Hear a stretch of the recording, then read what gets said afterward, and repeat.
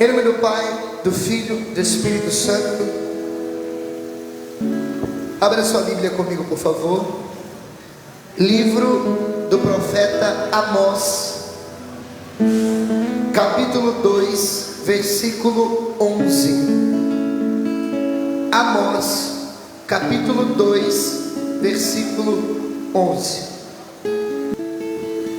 Suscitei dentre vós os vossos filhos, os nazarenos, nazireus, dentre os vossos jovens. Não é assim, filhos de Israel, oráculo do Senhor. Mas vós fizestes beber vinho aos nazireus, e proibistes os profetas de profetizar. Palavra do Senhor. Uma salva de palmas para a palavra de Deus. Dá um beijo na sua Bíblia e vai.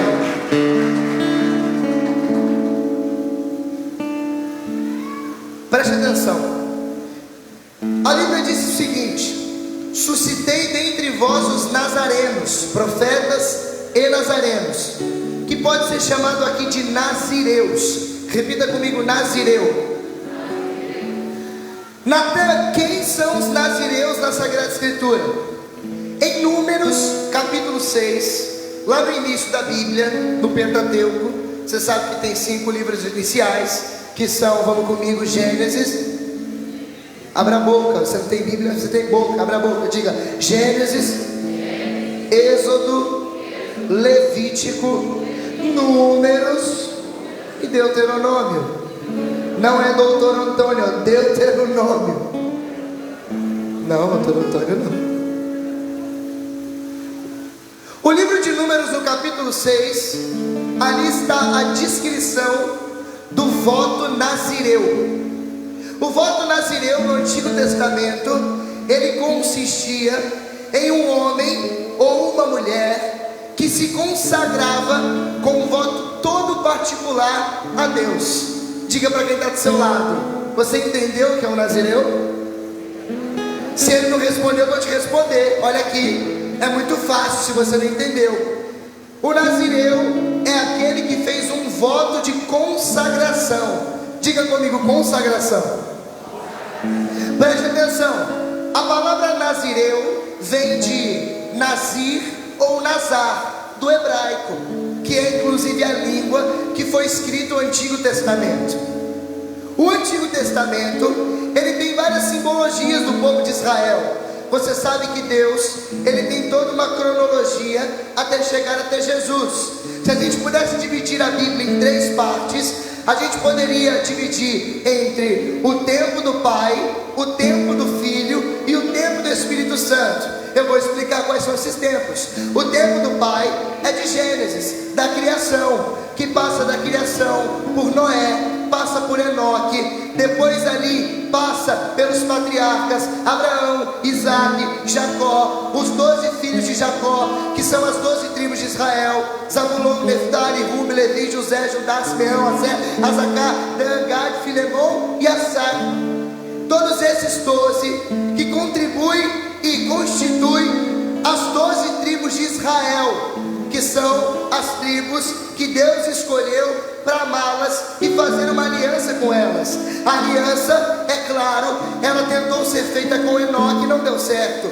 Tentou ser feita com Noé, não deu certo. Até que Deus encontrou um homem chamado Abraão e prometeu a Abraão: sai da terra de Ur dos Caldeus, vai para a terra que eu vou te mostrar, porque lá, a partir de lá, você viverá numa terra que eu te dei, e você prosperará com descendência como as estrelas do céu e as areias da praia. Diga aleluia.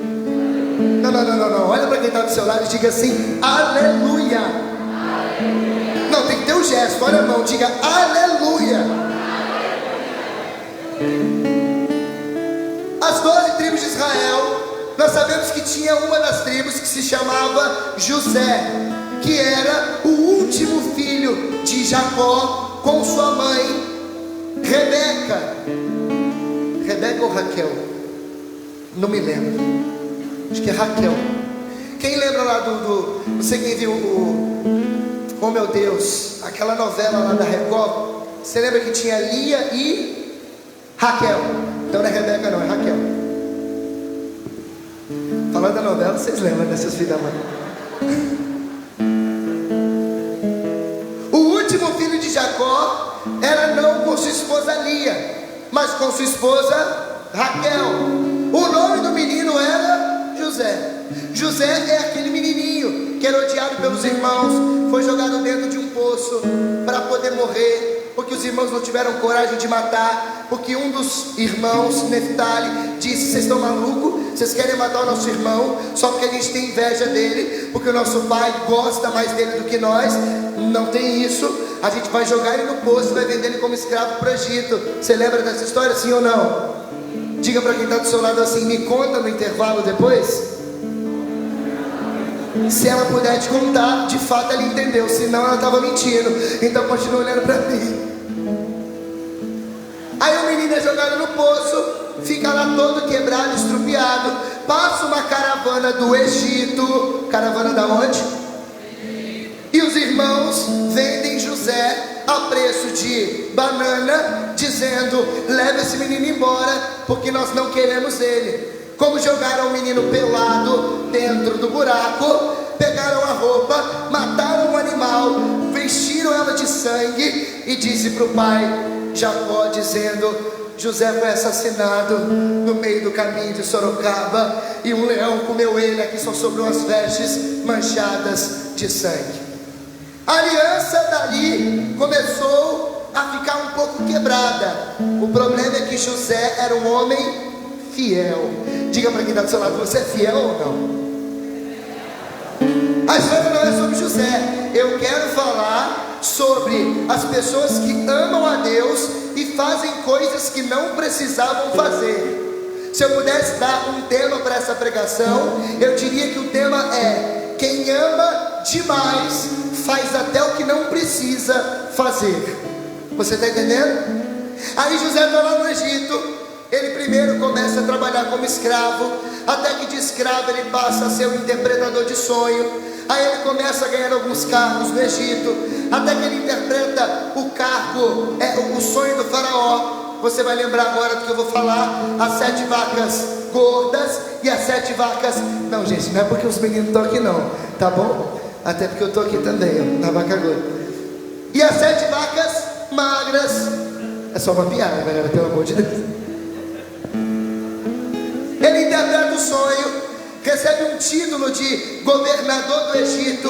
Aí a mulher de Potifar, que na verdade na Bíblia ele é chamado de Putifar e não de Pô, porque, né? Porque ele é um abençoado, né? A mulher de Potifar acaba tentando seduzir José. Ele não se deixa entregar. Ela acusa ele de assédio e o rei manda ele de volta para o buraco, para a prisão, até que ele de novo é levado como governador do Egito. Acontece o tempo das vacas magras, vacas gordas, enfim, vira o governador do Egito. A Bíblia diz que ele era tão grande, mas tão grande, mas tão grande, que quando alguém chegava para o rei e precisava de alguma coisa, ele dizia, lá no versículo, se eu não me engano, 49 do livro do Gênesis, qual capítulo, gente? Não me lembro.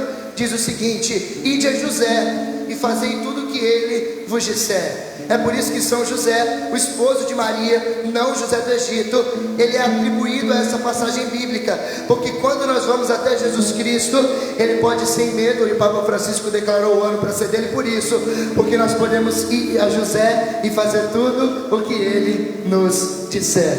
Uma salva de palmas para São José, em nome de Jesus. Aleluia. Fantástico.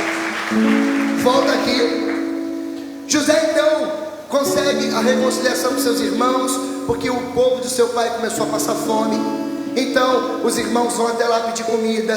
Eles nem reconhecem o irmão, pensavam que ele estava morto. José conheceu. Aí os irmãos, quando vão voltar para casa sem comida, José colocou um cálice dentro da sacola e mandou os soldados irem buscar. Eles voltam como ladrões. Aí José olha assim: eu fiz toda uma piada, mas eu quero perdoar vocês porque eu sou irmão. Aí eles levam comida para onde estava o seu pai velho, e eles todos vão para o Egito se abrigar naquele tempo de vacas magras. Lindo demais. Passa esse tempo, José ainda como governador acaba morrendo, mas o próximo governador do Egito, o faraó, ele começou a achar que os israelitas estavam tomando posse do Egito. Então eles fazem os israelitas dentro do Egito de escravos. Eu estou fazendo um panorama bíblico com você. Então você tem ali o povo do Egito que está sendo escravizado pelo jugo do faraó. Esse povo é conhecido como povo hebreu, que está ali agora há 410 anos como escravo no Egito. Diga para quem está do seu lado: que história fantástica. Não, tem que ter um gesto. Que história fantástica. Da escravidão, 430 anos se passaram, faraó a faraó, subjugando os hebreus. Então a Bíblia diz, lá no livro do Êxodo, capítulo 4, que Deus levantou um menino. Qual é o nome dele? Moisés. E Moisés tem um encontro com Deus na sarça, que só queima, aleluia. E naquele encontro, a Bíblia diz que Jesus falou, Jesus não, mentira, é Deus, porque eu estou na era do Pai. Ele diz o seguinte: Moisés, arranca a sandália do pé, o lugar que você está é santo. Então ele se aproxima e ele fala: vai até o faraó, libertar o meu povo da escravidão, porque eu sou aquele que quero dar a vocês uma terra prometida, uma terra que jorra leite e mel. Diga para quem está do seu lado: que história fantástica. Aí Moisés, ele vai até o faraó, lembra de um detalhe e volta: Senhor, quando eu chegar na porta do faraó, eu vou dizer que quem me mandou. E a Bíblia diz que o Senhor disse: você não vai dizer que você é nada, você vai dizer que eu que sou, porque eu sou, te mandei. E como eu te mandei, você não precisa de porta-voz, porque eu estou contigo. Então ele chega na porta do faraó, bate na campainha, aí fica aquela novela. O que o faraó diz: não vou libertar, não vou libertar, aí agora eu desisto, não, pode ir embora, aí eu quero de volta. Aí fica naquela lambição do povo escravo: liberta, não liberta, porque você sabe que como o Egito tinha sido subjugado, Moisés foi colocado num cesto. E Moisés, ele era filho adotivo do rei, porque a esposa, do rei não, do faraó, porque a esposa do faraó achou o menino Moisés ali aonde estava um rio, que ela foi tomar banho. Então ela tinha uma ama de leite, cuidou de Moisés, não deixou que aquele menino morresse. Aquele menino era hebreu, aleluia, que história maravilhosa. Diga para quem está do seu lado: que história fantástica. Até que Deus manda então as 10 pragas do Egito, ou 7 pragas. É 10 ou 7? É 10, não é 7, porque 7 é o número da perfeição, e 10 deve ser da desgraça, né? Porque, pelo amor de Deus.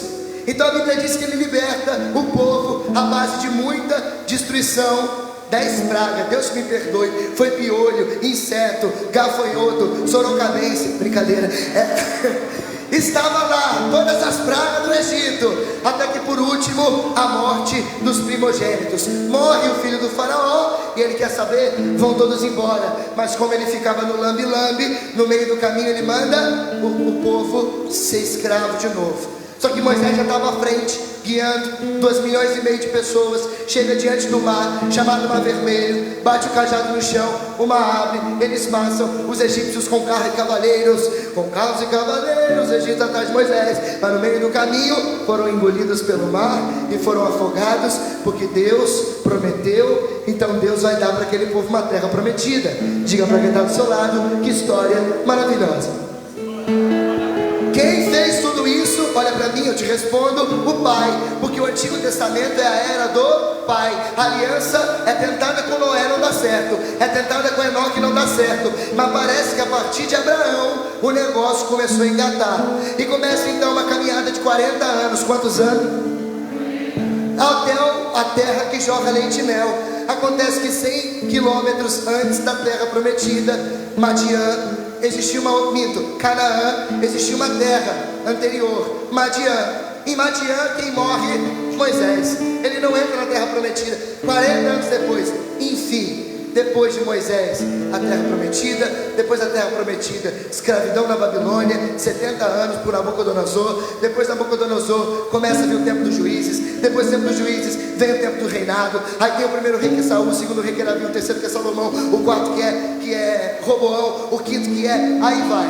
Aí começa o tempo dos sacerdócios, Eleazar, Joaquim, e todos os outros que eu não lembro o nome agora, até o sacerdócio de um menino, Eleazar, Sadoc, Eli, Samuel, Caifás, Jesus, e chegamos em Jesus.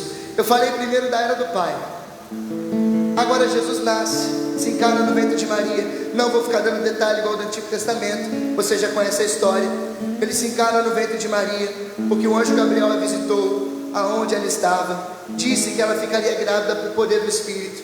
Disse que Isabel também está grávida, 6 meses, de João Batista, aquela que era estéril, a história que você conhece. Então Jesus começa a andar eita meu Deus, ele nasce em Belém, é circuncidado no 8º dia, com 12 anos prega no templo, aquilo que os judeus chamam de Bar Mitzvah. Jesus Cristo passa pelo Bar Mitzvah e fica pregando para os doutores da lei, fica perdido 3 dias. José Nossa Senhora volta e encontra ele depois. Agora já não tem mais nada sobre Jesus, e com 30 anos de idade ele aparece, olha para Pedro, chama ele na beira do lago. 3 anos se passam, depois do batismo, do chamado dos discípulos, vai para o Horto das Oliveiras, morre na cruz pelos nossos pecados, ressuscita no 3º dia, e depois de ressuscitar, Jesus Cristo vai para o céu, dizendo: agora eu vou enviar para vós o Paráclito, que vai conduzir a igreja a partir desse momento. Diga para quem está do seu lado: que história maravilhosa. A primeira era é a era do Pai, diga aleluia.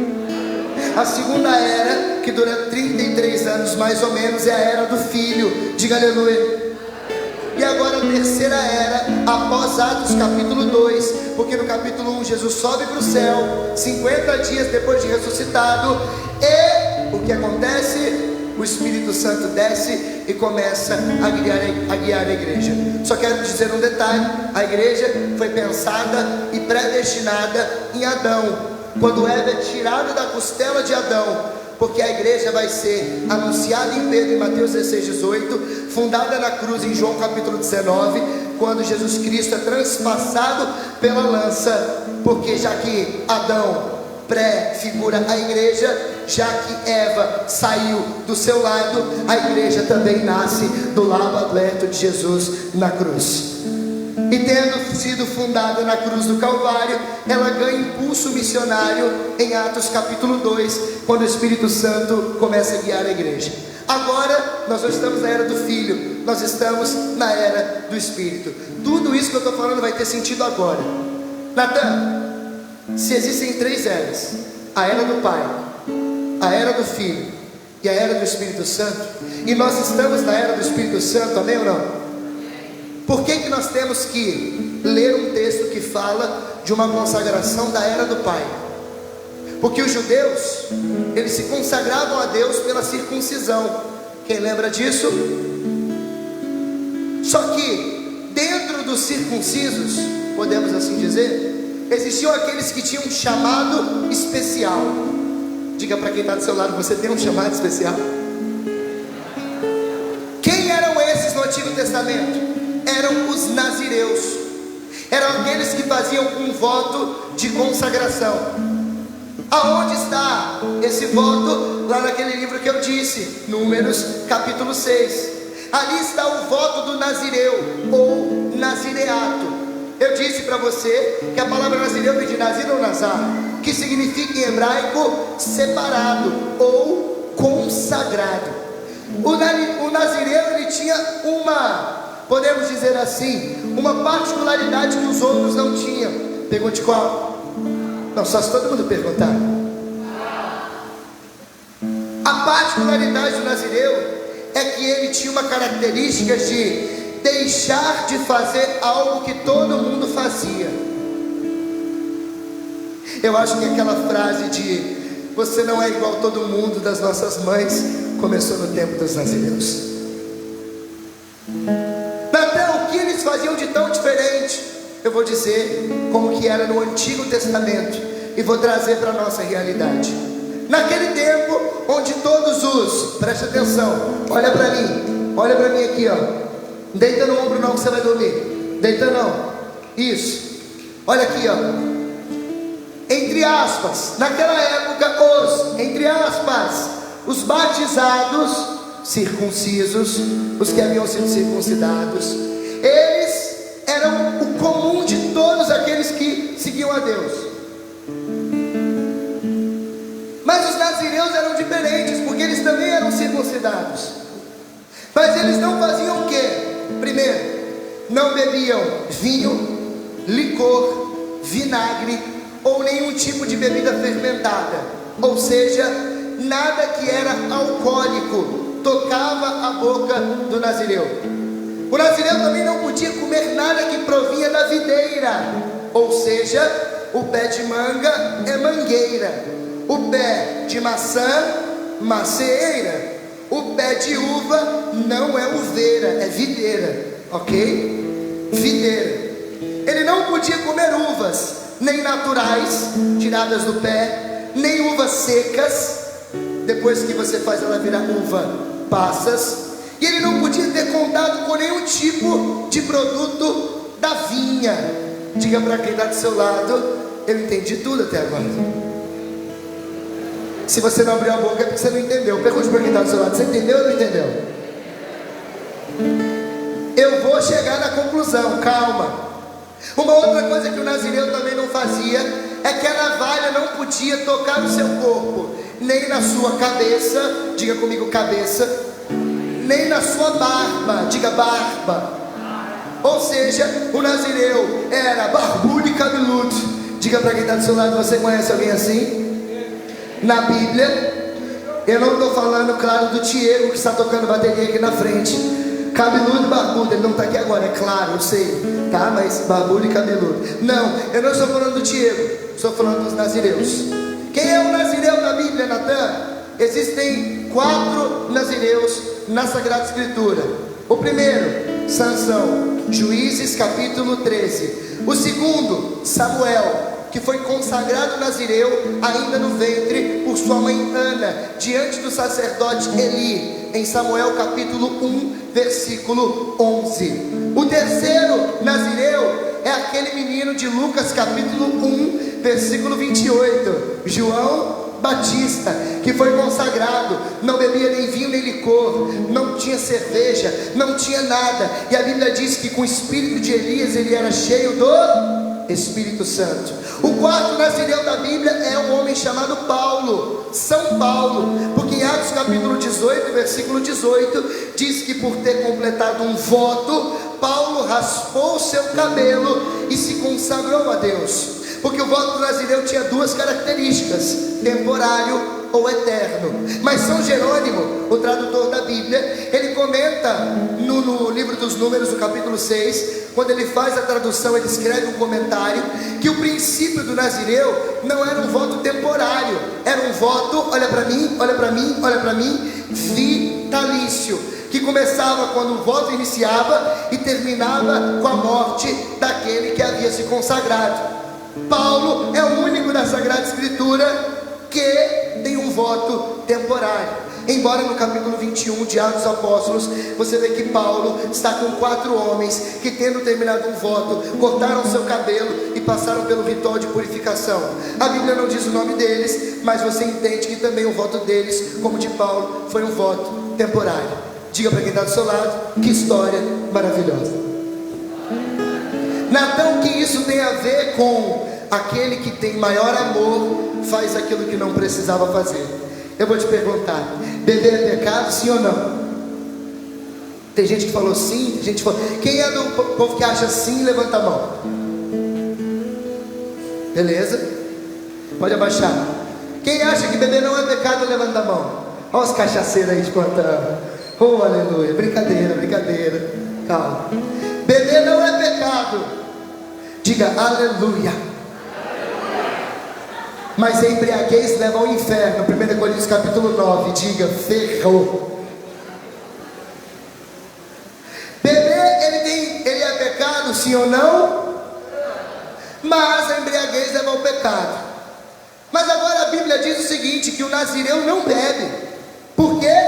Porque ele tinha um voto com Deus, e ele queria, como João Batista diz em Lucas capítulo 1, ser cheio do Espírito Santo. O interessante está agora no que eu vou falar.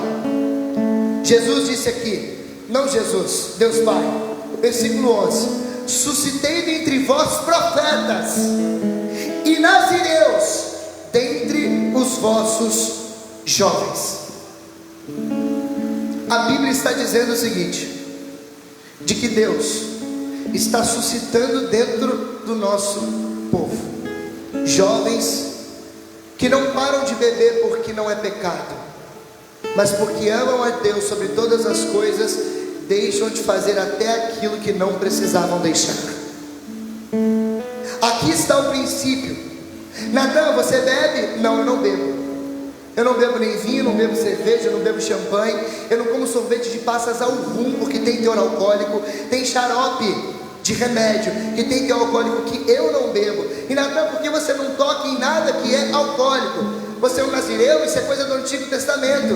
Não, não é por isso de ser coisa do Antigo Testamento, mas eu posso dizer entre aspas que eu sou um nazireu do Novo Testamento, que é aquilo que viveu, por exemplo, João Batista, que é o último dos profetas do Antigo e o primeiro dos Novos. Então eu quero dizer uma coisa para você: é preciso na igreja levantar homens e mulheres que não estão preocupados com é pecado ou não é pecado, mas homens e mulheres que estejam preocupados em amar a Deus sobre todas as coisas. É preciso levantar uma geração, já que nazireu significa consagrado, de pessoas que são verdadeiramente consagradas, pessoas que querem renunciar o que é lícito por amor a Deus. Ah, você não vai em show do mundo? Eu não vou. Por quê? Porque não convém. 1 Coríntios capítulo 6, versículo 12: tudo posso, mas nem tudo me convém, tudo me é permitido, mas nem tudo edifica. Um dia chegaram para São Paulo e disseram assim: é o seguinte, São Paulo, André, pode comer carne de porco ou não pode? Aí São Paulo: galera, é o seguinte, nós sabemos que para os judeus é pecado, mas Jesus, ele purificou os alimentos e os animais. É pecado ou não é? Aí São Paulo diz: não é pecado, pode comer a carne de porco. Aí os judeus escandalizados: meu Deus! Mas Paulo reitera dizendo: porém, se comer a carne, vai causar escândalo para aqueles que não comem. Não come a merda da carne de porco. Natan, o que você está dizendo? Algo tão simples. Natan, você não vai no show do mundo porque não é pecado? Não, é porque quando olham para aquele que está aqui na frente pregando, no show do Jorge Mateus, da Marília Mendonça, da Simone Simaria, do Capetinha, eles não vão lembrar que eu sou um pregador e um profeta. Eles vão dizer: ah lá, até o pregador está, por que eu também não posso estar? Mas agora você entende o princípio da renúncia. Quem muito ama, deixa de fazer até aquilo que não precisava deixar. Mas agora, cadê o povo que é apaixonado por Jesus? Cadê as pessoas que têm a Deus sobre todas as coisas, e as coisas do mundo, as coisas dessa terra, como lixo? Sim, São Paulo diz em Filipenses 3,8: na verdade, julgo como perda todas as coisas, em comparação com esse bem supremo, o conhecimento de Jesus Cristo meu Senhor. Por Ele tudo desprezei. Eu vou mostrar como é que está na Bíblia, que é igualzinho que eu estou falando, mas eu vou abrir, para você não dizer que eu estou mentindo. Calma aí, eu faço questão de abrir Filipenses 3,8. Quem abriu rápido, bendito seja Deus. Quem não abriu, escuta eu ler. Na verdade, julgo como perda todas as coisas, em comparação com esse bem supremo, o conhecimento de Jesus Cristo meu Senhor. Por Ele tudo desprezei, e tenho conta de esterco, a fim de ganhar a Cristo e estar com Ele. Peraí, por Ele tudo desprezei, e eu tenho conta de esterco. Aqui está em conta, né? De esterco. São Paulo está dizendo o seguinte: olha, eu ganhei a Cristo, e eu quero estar tanto com Ele, que a partir de hoje, tudo para mim é merda. Diga para quem está do seu lado: tudo é merda. Pode falar merda, que não é palavrão não. Diga merda. Merda é o que sai do cavalo, que aqui a gente chama de esterco, para ficar bonito. E eu estou dizendo hoje um português claro: tenho tudo em conta de esterco, a fim de ganhar a Cristo e estar com Ele. Não com a minha justiça que vem da lei, não, mas com a justiça que se obtém pela fé em Cristo, a justiça que vem de Deus pela fé. Anseio pelo conhecimento de Cristo e o poder de sua ressurreição, pela participação dos seus sofrimentos, tornando-me semelhante a Ele na morte, com a esperança de conseguir a ressurreição dentre os mortos. Não pretendo dizer que já alcancei essa meta, não, nem que cheguei à perfeição missão, mas eu pretendo e me empenho em conquistá-la, uma vez que eu também fui conquistado por Jesus Cristo. Eu poderia continuar lendo, mas fica para você ler em casa depois. São Paulo está dizendo: olha gente, tem um monte de coisa que eu posso fazer, mas agora, por causa do amor a Jesus e da ressurreição que Ele me dá e da salvação que Ele me garante, olha para mim, eu tenho tudo como esterco. Eu sei que parece brincadeira que eu estou falando, eu sei que para algumas pessoas parece exagero, mas não, gente. Para uma alma consagrada a Deus, tudo na vida passa a ser efêmero. Efêmero é uma coisa insignificante. Efêmero é algo que não tem valor. Pensa na coisa que você tem de maior valor na tua vida. Essa coisa, ela não é nada comparada a Cristo. E os nazireus no Antigo Testamento, eles não tinham o que nós tínhamos na era do Filho, que é a ressurreição de Jesus, que é o Deus encarnado. Eles estavam vivendo sobre uma promessa: um dia o Senhor virá e salvará as nações que está subjugada de Israel. Um cordeiro que pagará os nossos pecados, sarará nossas feridas, enfim. Mas não, nós temos a razão. Agora você entende uma pessoa que talvez ela abandonou a vida inteira para poder viver para Jesus. Agora você entende um padre. Agora você entende um missionário. Agora você entende uma freira que se coloca dentro de um Carmelo, enclausurada, para viver a sua vida inteira contemplando a Deus. Mas o problema é que o nosso Cristo é muito raso. O nosso Cristo ainda, olha para mim, ainda é um Cristo de epiderme. Alguém aqui não sabe o que é epiderme? Quem não sabe, levanta a mão. Epiderme é isso aqui, ó. Epiderme é a primeira parte da pele, é o que você sente. Eu estou tocando, licença, na sua epiderme. O nosso Cristo ainda é um Cristo de sensações. É um Cristo que nos faz chorar, é um Cristo que nos arrepia, é um Cristo que quando o Diego ali bate o bumbo, bum, bum, bum, o seu coração ele estremece, o seu corpo, epidermicamente falando, ele arrepia, você se sente tocado. Deixa eu dizer uma coisa para você: isso não é Jesus, isso é epiderme, isso é biológico. A música tem poder de sensações. Você não chorou porque Jesus te tocou, muitas vezes. Às vezes você chorou porque a música tocou o seu corpo, e o corpo epidérmico derrama lágrimas. Eu estou desconstruindo tudo que eu falei mais cedo, para quem não percebeu. Existe a diferença de quando brota de dentro e o choro revela o que está dentro.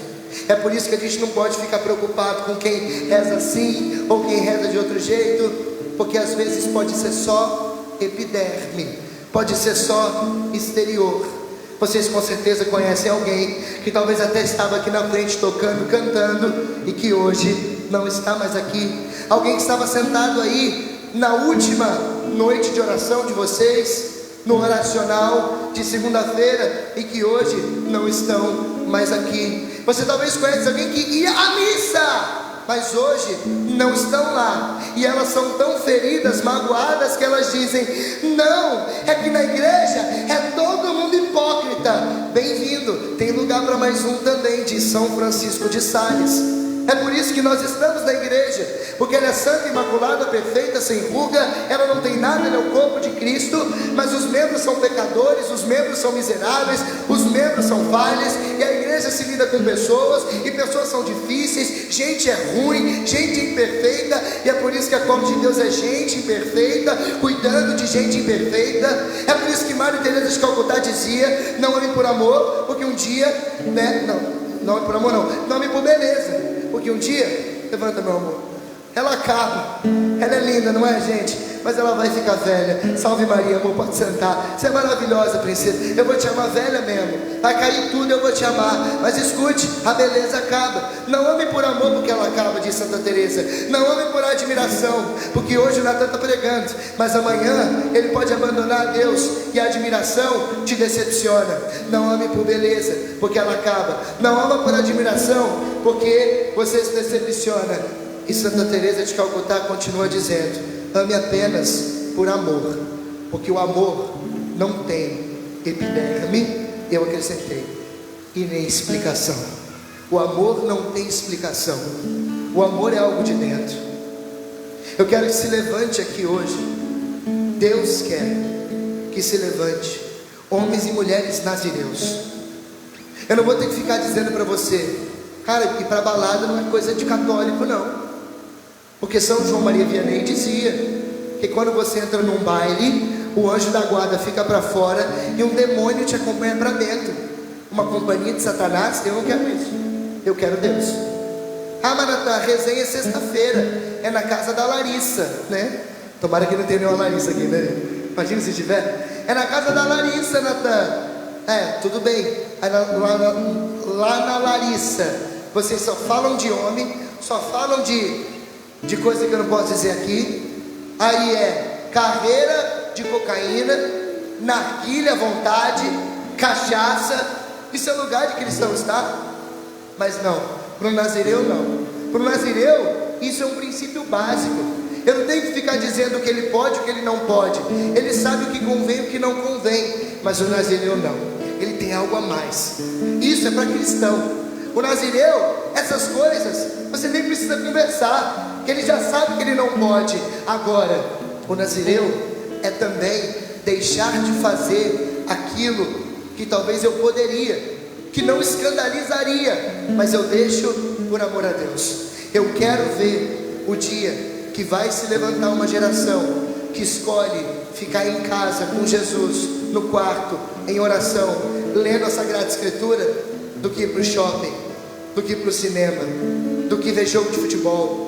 Eu não sei qual é o seu vício, de que deixa Netflix de final de semana, porque desculpa, eu acho uma vergonha.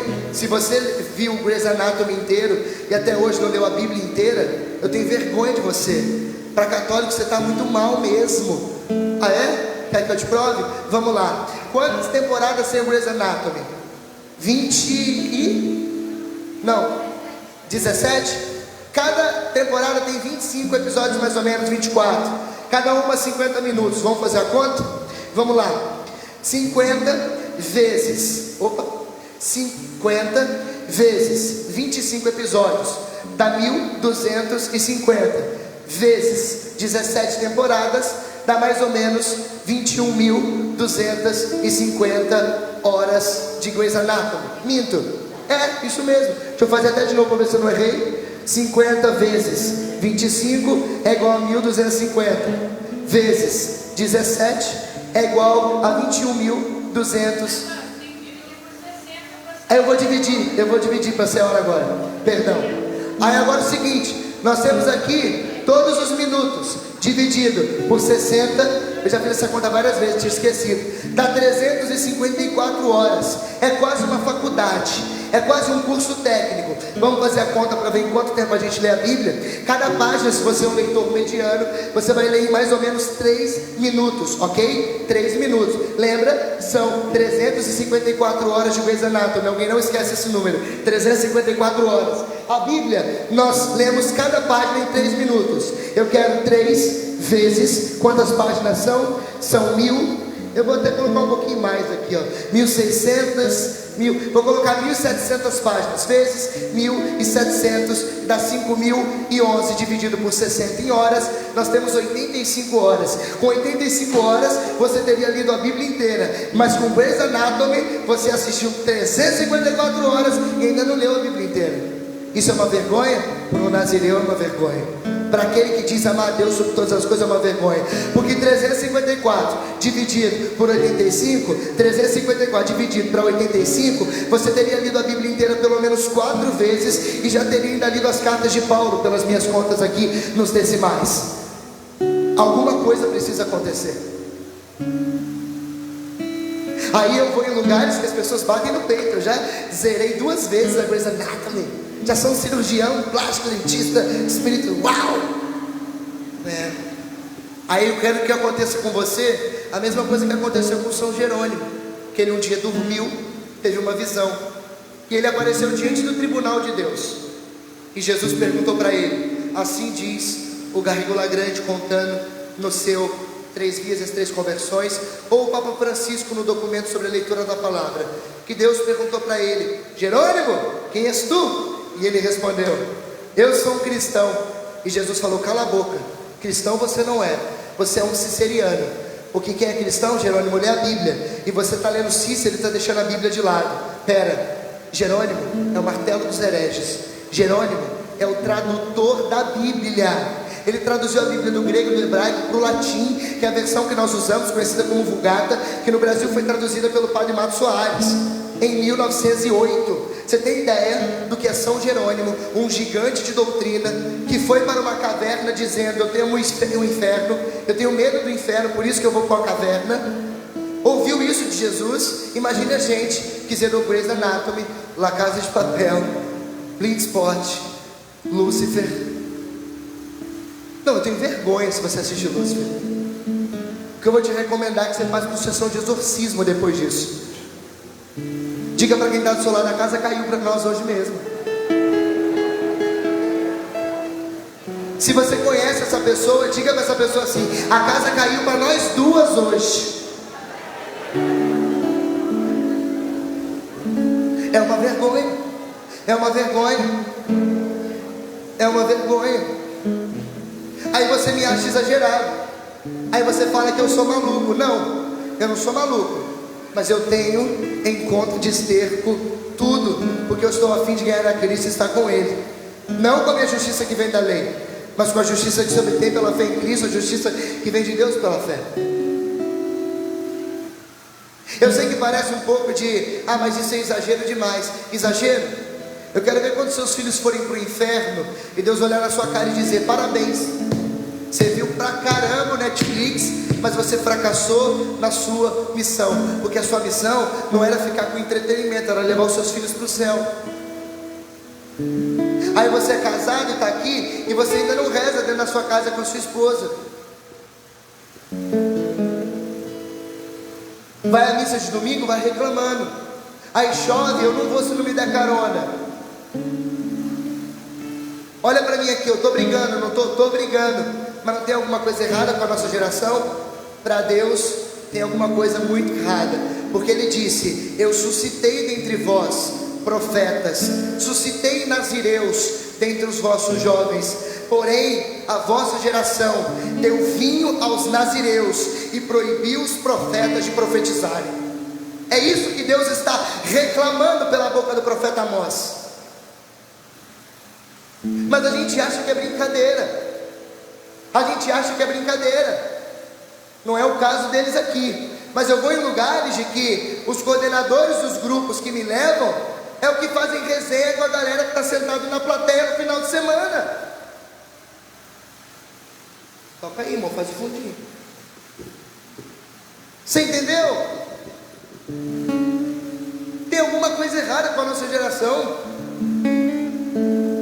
É uma geração que passou o final de semana com Jesus, aleluia, mas na segunda-feira a Cinderela vai virar abóbora de novo e tudo vai voltar ao normal. Espera aí, né, minha gente? Que cristão mais crepúsculo, que basta virar a noite que você vira a cabeça? Pelo amor de Deus, que cristianismo de epiderme é esse? Essa pregação é aquelas para sacudir você. Os nazireus, eles não bebiam nem vinho e nem nada da videira. Sabe por quê? Porque naquela época, aqueles que se davam aos luxos da videira, vinho, uva, tortas, etc., eram vistos como pessoas preguiçosas, homens e mulheres sedentários. E São Jerônimo comenta no texto do Números, dizendo assim, de que os nazireus, eles se abstinham da uva e da videira e de tudo que ela dava. Por quê? Porque eles não queriam ser preguiçosos espirituais, mas a nossa geração é preguiçosa. Alguma coisa está errada. Alguma coisa está errado. Está errado. Se eles que estão aqui na frente não rezarem, tudo que eles fizerem por vocês será em vão. Porque a alma de todo apostolado é a vida interior, diz o padre Jean Baptiste Choutard. Quem já ouviu falar de um livro chamado A Alma de Todo Apostolado?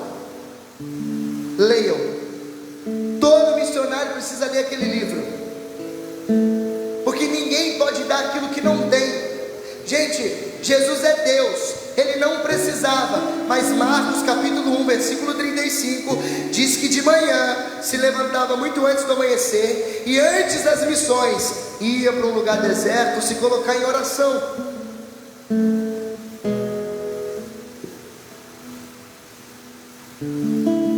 E por que o tema dessa pregação é aqueles que amam muito deixam de fazer até aquilo que não precisavam?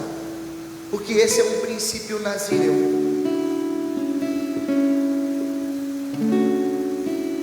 Na minha época eu aprendi assim: converteu? Você agora não bebe, não fuma, não ouve música do mundo, não faz tatuagem. Vou repetir: não faz tatuagem. Homem não usa brinco, mulher não usa piercing, família não vê novela, jovem não vê mais malhação. No meu tempo era desse jeito. Mas e hoje? Não vai ter oração não. A gente vai fazer uma reflexão. Não vai ter música agora não. Vamos para o almoço. Está todo mundo com fome, eu também. Mas a Bíblia diz em Amós capítulo 8, versículo 11, que haverá um tempo em que o Senhor enviará na terra não fome de pão, mas fome da palavra de Deus.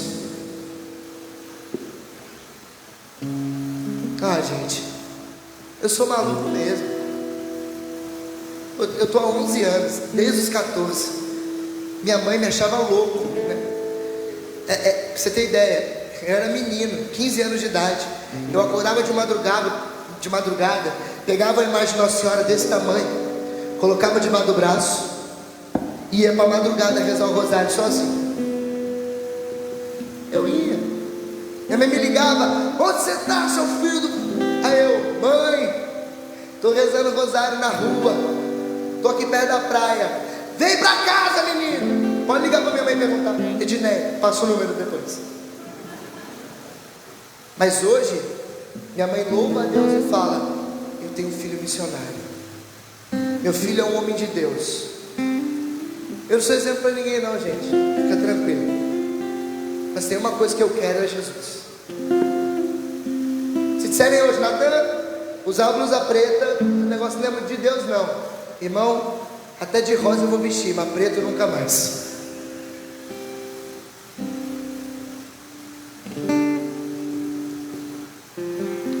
Nós precisamos criar uma consciência católica.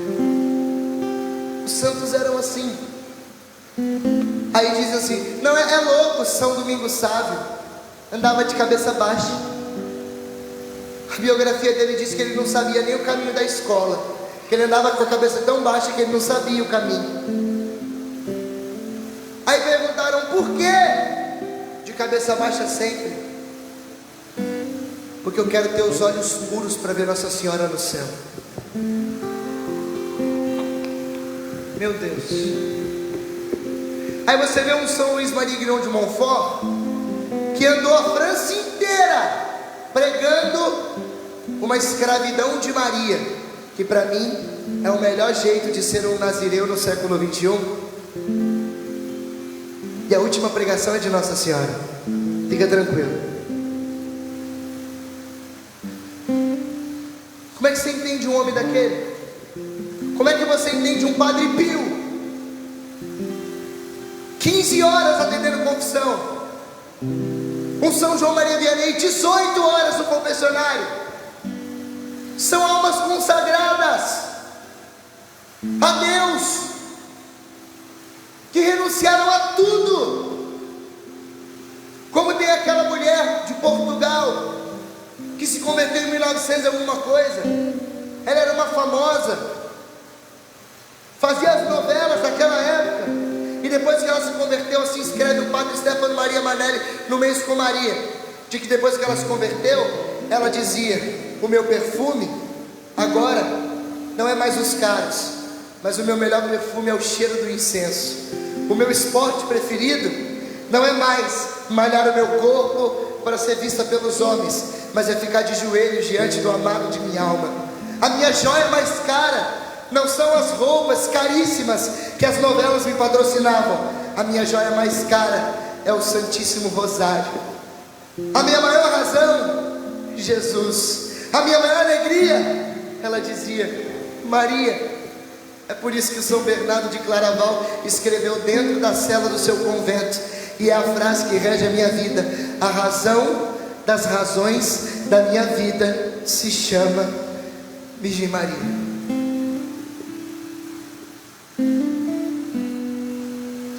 Eu poderia ficar um dia inteiro pregando, eu poderia pregar até 15 horas sem parar, até minha voz acabar, porque eu não me canso. Eu sei que parece que eu estou, né? Nossa, que supervalorização de si mesmo. Não é isso não, gente. Pelo amor de Deus. É que eu quero amar Jesus. Eu sei que fazendo isso eu estou amando Ele de alguma forma. Por fim, Deus disse em Amós capítulo 2, versículo 11: eu, Senhor, suscitei dentre vós profetas e nazireus dentre os vossos jovens. Glória ao Pai, ao Filho e ao Espírito Santo, como era no princípio, agora e sempre. Eu queria que nesse almoço